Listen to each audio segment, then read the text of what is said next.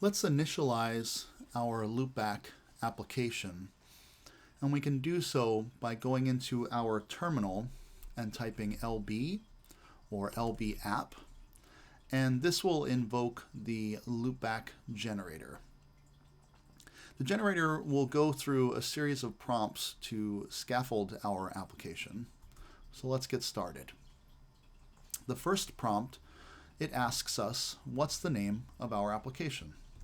I'm going to call it Band App. And then it asks us, what is the name of the directory that we would like to build out this application into? By default, it assumes that you would like to create a directory with the same name as your application. If you wanted to build this application in the current working directory, you could type period, or if you preferred, you could type some other directory name there, and it would create that directory.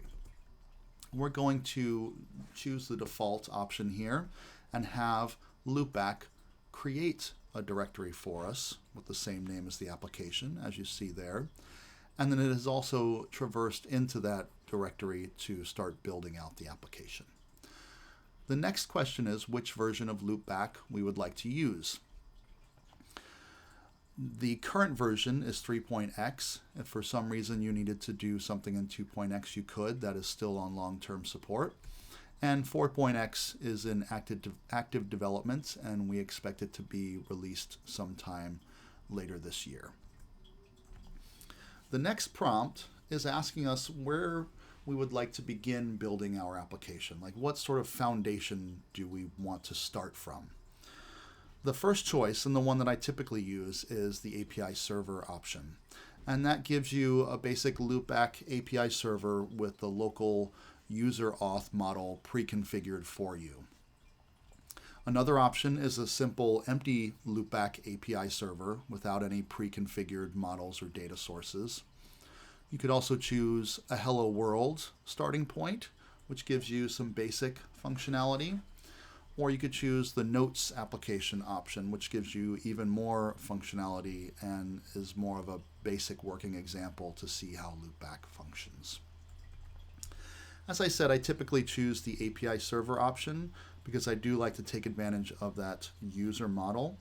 We can extend that later for any sort of user role we may have in our application for members or what have you.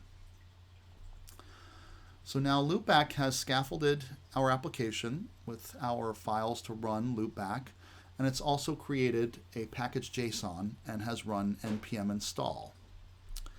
And at this point, npm is retrieving all of our external dependencies. This sometimes takes a moment depending on your internet connection, but don't be alarmed by the many modules that it installs.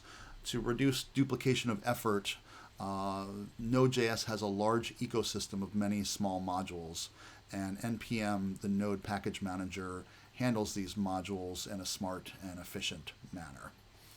Once the installation of these external modules is complete, we'll see a listing of these modules in this tree structure, as you can see the tail of there. And then LoopBack gives us some handy next steps to get us started. And so you would typically traverse into the directory you need to work in, and then start to build out your first model-driven API endpoint, which we will get to in the next video.